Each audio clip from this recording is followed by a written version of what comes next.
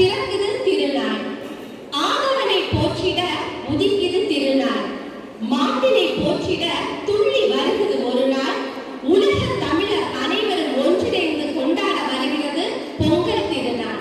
அனைவருக்கும் பொங்கல் நல்வாழ்த்துக்களை தெரிவித்துக் கொண்டு பொங்கலை பற்றி எனக்கு தெரிந்த ஒரு சில கருத்துக்கள். பொங்கல்னாலே அது நன்றியின் திருநாள். வருடம் முழுவதும் உழவு தொழிலுக்கு துணை செய்கின்ற இயற்கைக்கும் விலங்குகளுக்கும் நன்றி செலுத்துகிற நாள் தான் பொங்கல். இந்த பொங்கலை நம்ம 4 நாட்கள் கொண்டாடுவோம். இது எல்லாரும் தெரிஞ்சது. நம்ம வருடந்தோறும் பொங்கலை தமிழர் மரபா கொண்டாடுறோம். இப்ப உங்களுக்கு ஒரு சந்தேகம் வரலாம்ல, ஏன் நம்ம இந்த பொங்கலை கொண்டாடணும்? இது சங்க காலத்துல இருந்துதா? சங்க தமிழர்கள் எப்படி பொங்கலை கொண்டாடினாங்க? இப்படிப்பட்ட சந்தேகம் உங்களுக்கு வரலாம் இல்லையா? அதுக்கு எனக்கு தெரிந்த ஒரு சில கருத்துக்களை உங்கள்கிட்ட சொல்றேன். சரியா? சங்க காலத்துல சோழ மரபுல இதே மாதிரி ஒரு விழா இருந்தது. செம்பியன் அப்படின்னு ஒரு அரசன் காவிரி பூப்பட்டினத்தை ஆட்சி செஞ்சுட்டு வந்தான். நல்ல நீர் வளம் நிறைந்த நாடு.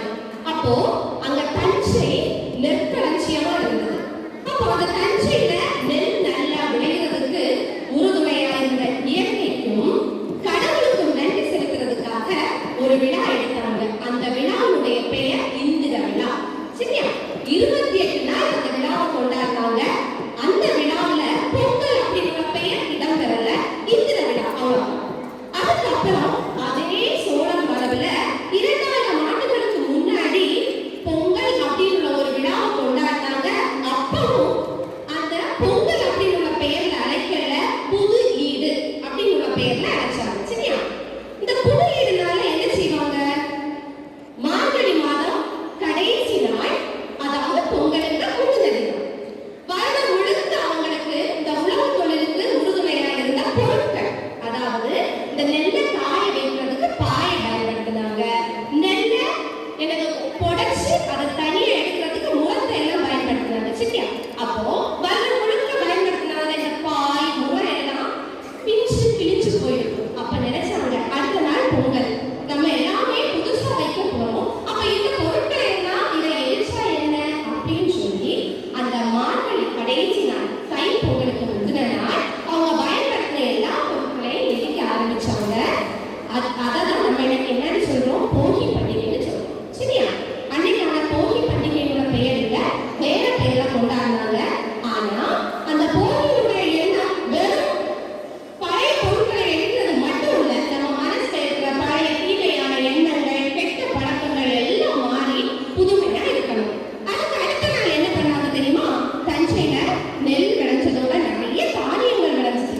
அப்ப அந்த தானியங்கள், நெல் எல்லாத்துலயுமே புதுசா சமையல் பண்ணி கடவுளுக்கு படைச்சாங்க. இப்படிதான் அன்னைக்கு பொங்கல் கொண்டாடுறாங்க. சரியா? இன்னைக்கு நம்ம அதை மரபார்ந்த விழாவா பொங்கலா கொண்டாடுறோம். முதல் நாள் போகி, 2வது நாள் தை பொங்கல்.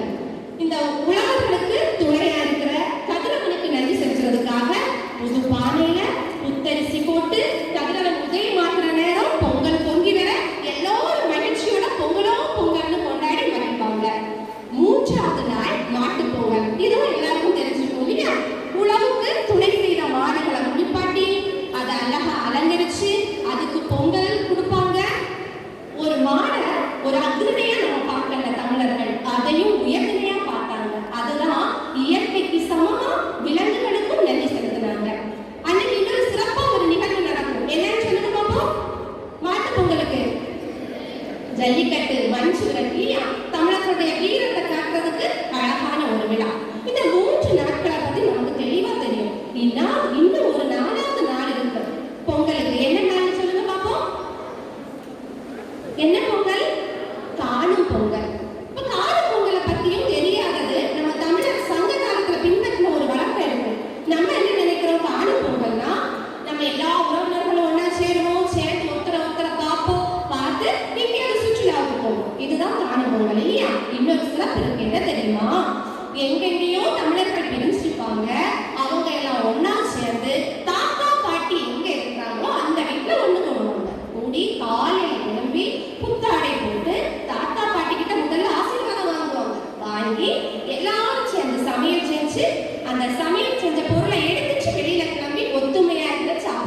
ஒற்றுமையை குறிக்கிறது. இன்னொரு மிகப்பெரிய விழா இருந்தது பண்டைய காலத்துல. என்ன தெரியுமா? காணுப்பிடி அப்படின்னு ஒரு நாள். கணுப்பிடி சரியா ஒரு நாள் இருந்தது. இன்னைக்கு வடநாடுகள்ல எல்லாம் அண்ணன் தங்கை உறவை கொண்டாடுற ஒரு விழா இருக்கு. அந்த விழாவுக்கு பேர் என்னன்னு சொல்லுங்க பாப்போம். ரக்ஷாபந்தன். ரக்ஷாபந்தனுக்கு கையில என்ன செய்வாங்க? தங்கை எல்லாம் போய் அண்ணன்மார்களுக்கு ராக்கி கட்டுவாங்க இல்லையா? இதே மாதிரி ஒரு விழா. இந்த விழா வந்ததே நம்ம தமிழர் மரபுல இருந்தான். ஆனா தமிழருக்கு இன்னைக்கு அதை மறந்துச்சோம். இந்த காணும் பொங்கலை அன்னைக்கு கணுப்பிடின்னு கொண்டாடினாங்க. இந்த நாட்கள்ல தங்கைமார்கள் எல்லாம் அண்ணனுக்காக விரதம் எடுப்பாங்க. அன்னைக்கு முழுக்க சாப்பிடாம இருந்து கடவுளுக்கு பொங்கல் படைச்சு அவங்களுக்காக வேண்டுவாங்க. இந்த விழா தான் காலப்போக்குல அங்க ரக்ஷாபந்தனம் மாறிச்சு. நம்ம அதை இன்னைக்கு தவற விட்டுட்டோம். அப்போ நம்ம தமிழர்களாக்கி நமக்கு தெரியாது. அந்த பொங்கலையே இன்னும் நிறைய விஷயங்கள் இருக்கு நமக்கு தெரியாது. அப்போ வெறும் பொங்கல் கொண்டாடினா மட்டும் இல்ல, அதை அர்த்தத்தோட கொண்டாடணும். மரபுகளை நாம பின்பற்றணும். மறந்து போனதுக்கெல்லாம் புதுமை